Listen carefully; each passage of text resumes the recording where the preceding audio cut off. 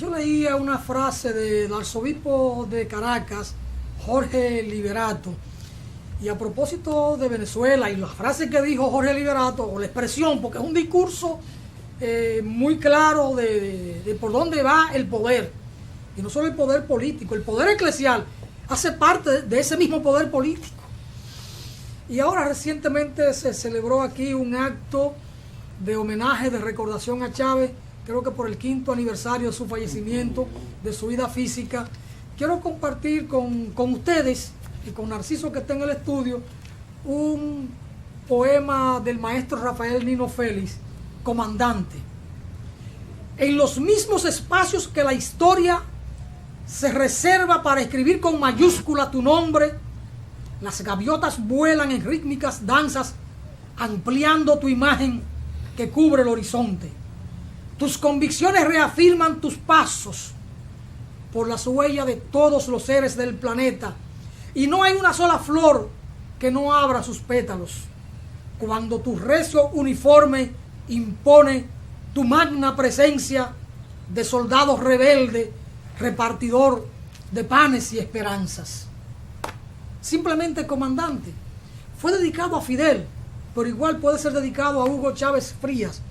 Así es que con Narciso queremos ver si nos ayuda a entender el proceso de América Latina, cómo marcha, si hay avance, si hay retroceso, con la irrupción de Hugo Chávez Frías en el continente. Desde Venezuela se plantearon avances, y ciertamente en unos 15 años hubo avances significativos, pero vino el empuje de nuevo del imperio, de cortar cabeza, de cortar procesos, de dar golpe de Estado en Honduras, el golpe en Paraguay, el golpe en Brasil, y todo el tema de la muerte de Chávez, lo envenenaron, no lo envenenaron, y cómo hay una marcha que parece hacia atrás en los procesos de América Latina, pero marchan atrás y habrá un empuje hacia adelante.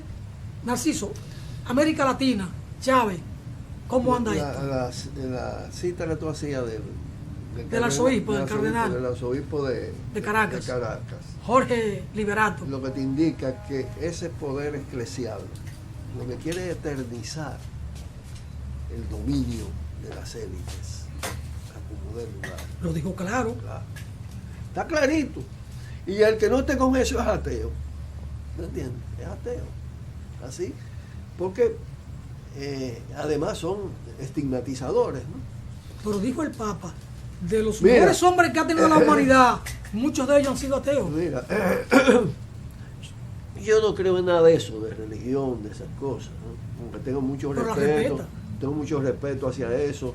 Incluso he compartido en la vida luchas muy importantes con gente con fuertes convicciones religiosas, incluso con muchos sacerdotes, y las seguimos compartiendo.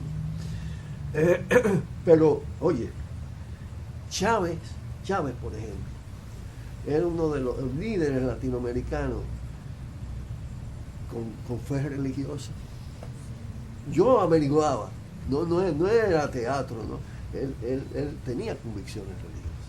Sin embargo, estos tipos reaccionan de esa manera frente al poder, sencillamente porque, en fin de cuentas, lo que han hecho es pellizcarlo, porque los cambios se han quedado todavía estancados, ¿tú entiendes? Sí, ha habido logros, ha habido avance, pero también mediados por situaciones que crean una situación tan compleja y tan conflictiva que no permite el despliegue de ese ideal transformador que inspira todo ese proceso bolivariano. Ahí hay una lucha feroz, y es lo que está pasando en el continente, yéndonos al continente. Si a principios de siglo podíamos decir que estábamos en una ola de cambio, porque toda la resistencia y América Latina y el Caribe fueron el espacio de mayores resistencia contra la estrategia neoliberal y los modelos neoliberales impuestos, degradadores, empobrecedores. Toda esa ofensiva de la resistencia de los movimientos sociales, del levantamiento, de todo esto, finalmente buscó cauces políticos para producir cambio a nivel gubernamental, a nivel estatal en algunos países. Y ahí se da esa oleada que en gran medida simboliza como punta de lanza la revolución bolivariana, el proceso hacia la revolución bolivariana de Venezuela. Pero hoy no podemos decir que estamos en el marco de una oleada de cambio en ofensiva, sino que hay una oleada conservadora que la coloca a la defensiva, que ha producido virajes. Tú mencionabas, no, eso no viene de ahora, se está desplegando más ahora, pero fue el golpe en Honduras, a Zelaya, fue el golpe en Paraguay, fue todos los proyectos electorales de la extrema derecha, el intento de golpe a Chávez. Sin embargo, una capacidad para recomponerse y avanzar por otro lado, bueno, porque avanzaba en Venezuela, avanzó en Ecuador, avanzó en Bolivia, se produjeron los cambios en Argentina, en Uruguay, de diferentes signos y de diferentes profundidades. Pasó a Centroamérica, ganó el FMLN. Era un momento de auge de esa oleada. Ahora hay una disputa, una controversia sumamente aguda, con un imperialismo decadente muy agresivo, que en su propia composición interna impone fórmulas todavía más trogloditas, ¿no? Porque nada más hay que leer los Twitter de Trump y observar algunos discursos para darse cuenta que estamos frente a un neofascista, ¿no? Un racista que desprecia a estos pueblos. Entonces eso le imprime, además, por razones culturales e ideológicas, le imprime todavía mucho más reaccionarismo a la política de Estados Unidos en la región. No es que antes no existiera toda una estrategia de dominación, pero era esa combinación de poder duro y poder suave de que hablaba Obama, ¿no? Mucho más hábil.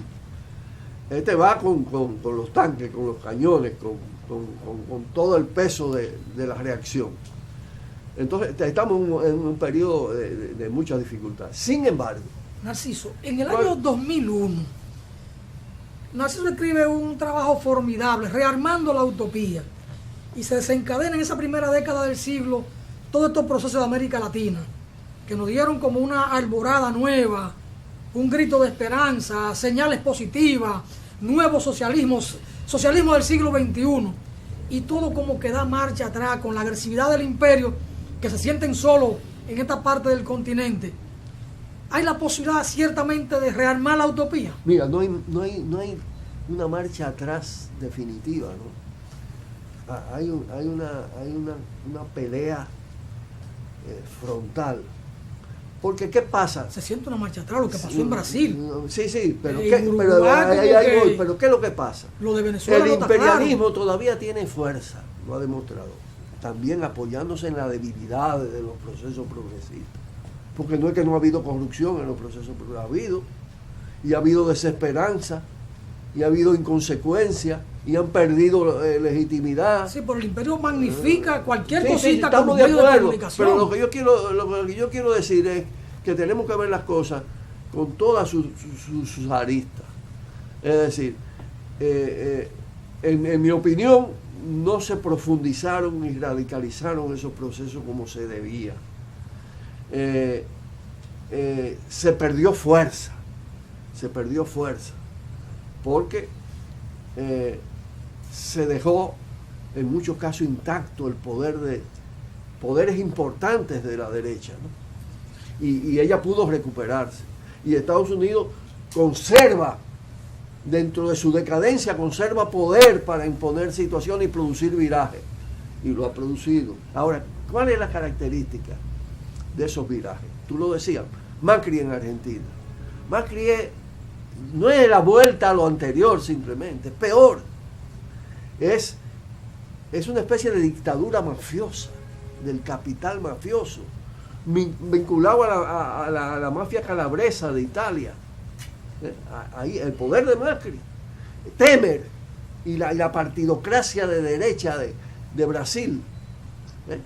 Porque no hay duda independientemente de cualquier crítica que tú puedas hacer por el lado del gobierno de Lula, a nosotros, es incomparable.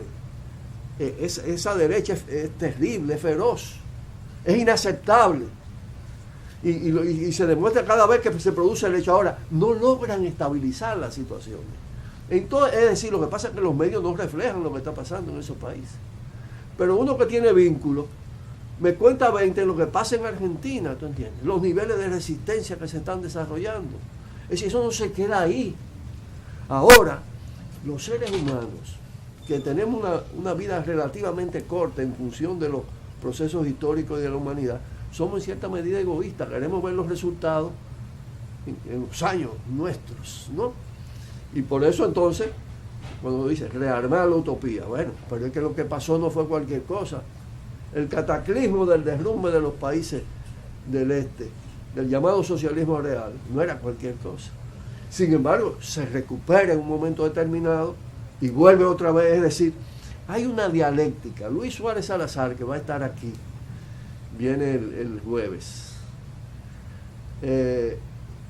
utiliza unos términos muy apropiados. Él dice que es una dialéctica, lo que pasa en el continente, de reforma y contrarreforma, revolución y contrarrevolución, en una dinámica en que la correlación de fuerza varía progresivamente, no es lineal, no es un movimiento en espiral, es un movimiento ondulado, pero donde se están conformando sujetos, se están desarrollando niveles de conciencia. Mira, si tú comparas lo que había en Venezuela antes de Chávez, en términos de pueblo y de la conciencia de una parte del pueblo venezolano, los niveles de crítica hoy, de un pueblo crítico al capitalismo, son mucho más altos. Entonces eso va a dar un producto.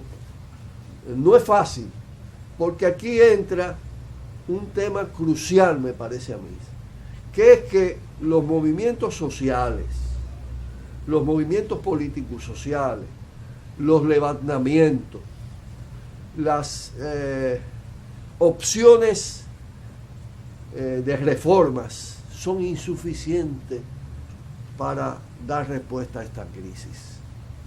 Esta es una crisis sistémica, estructural, demasiado profunda.